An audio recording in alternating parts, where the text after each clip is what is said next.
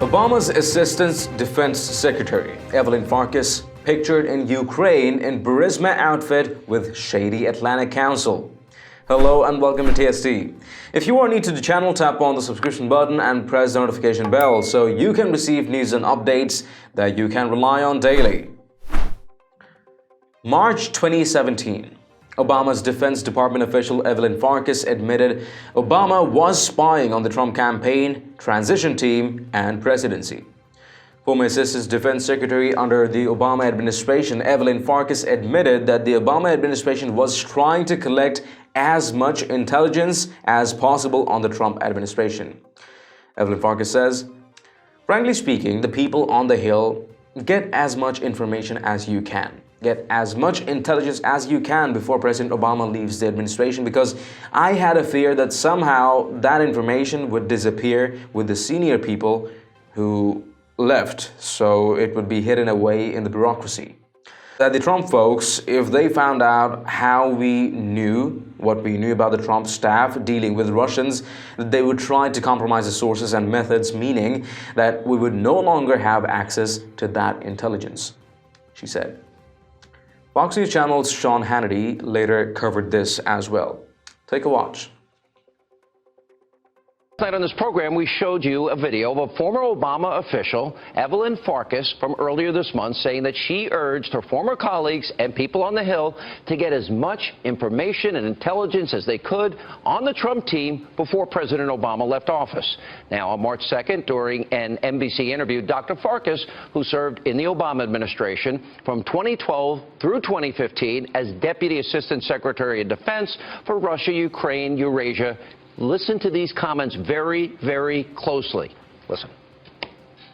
I was urging my former colleagues and frankly speaking, the people on the Hill, it was more actually aimed at telling the Hill people, get as much information as you can, get as much intelligence as you can before President Obama leaves the administration, because I had a fear that somehow that information would disappear with the senior people who left. So it would be hidden away in the bureaucracy, that the Trump folks, if they found out how we knew what we knew about the Trump staff dealing with Russians, that they would try to compromise those sources and methods, meaning we would no longer have access to that intelligence.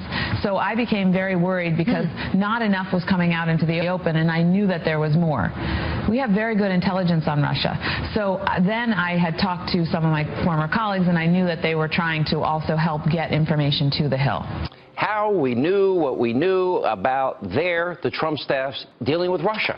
All right, let's deal with what Evelyn Farkas is saying here. First, she's admitting what we've been saying, what Sarah Carter, John Solomon, James Rosen have all been saying.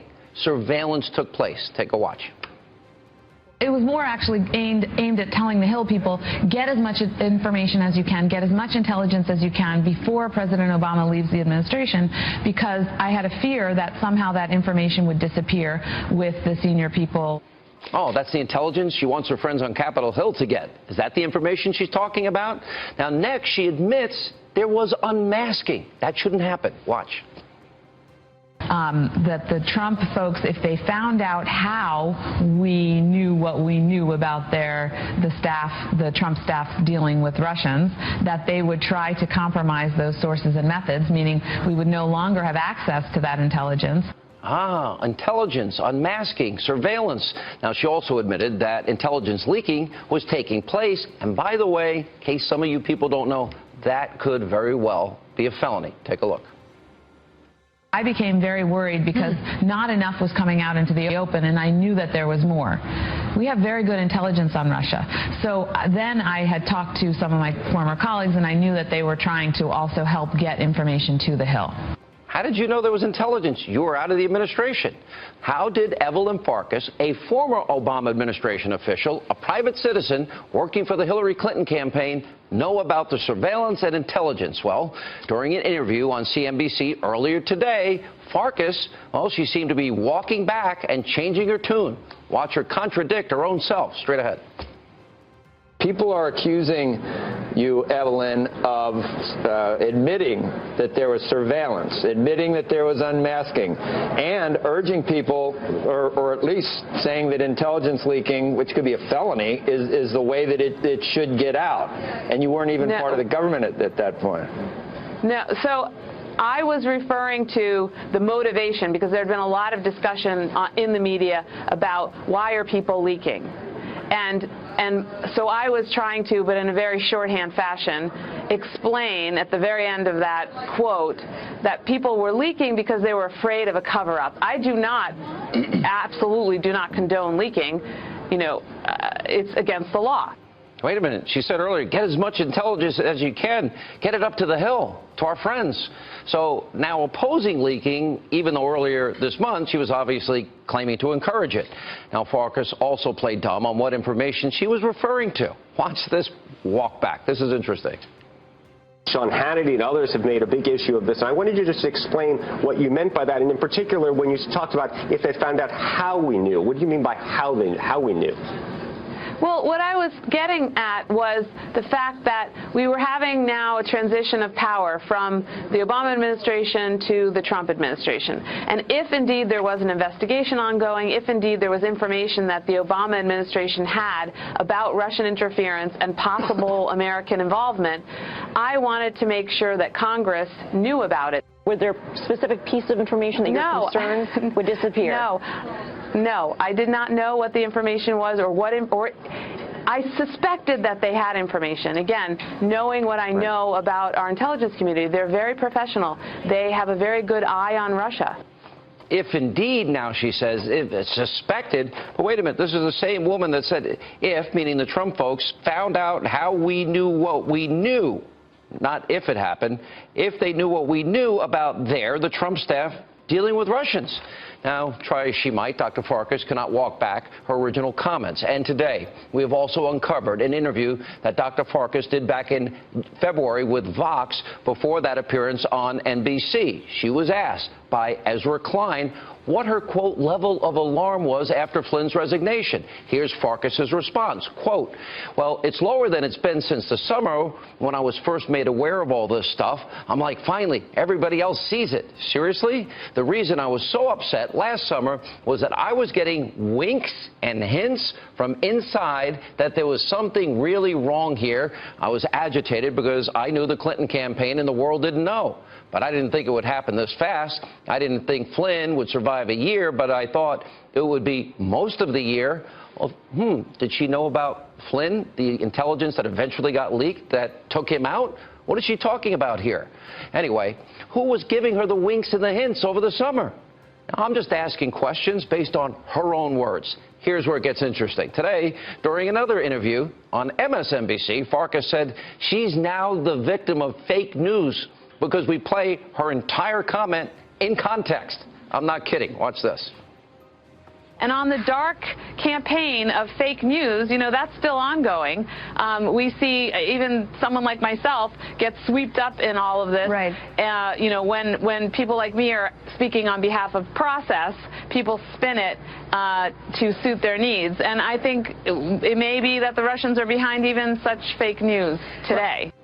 Maybe the Russians put these words in my mouth asking about surveillance, unmasking, and leaking intelligence. I'm simply asking questions based on what she said. Evelyn Farkas also served as an advisor to Hillary Clinton during the 2016 presidential campaign and was up for a position in the Clinton administration if Hillary became president. It's no big deal that she had access to information on the Trump campaign while advising his opponent Hillary Clinton, right?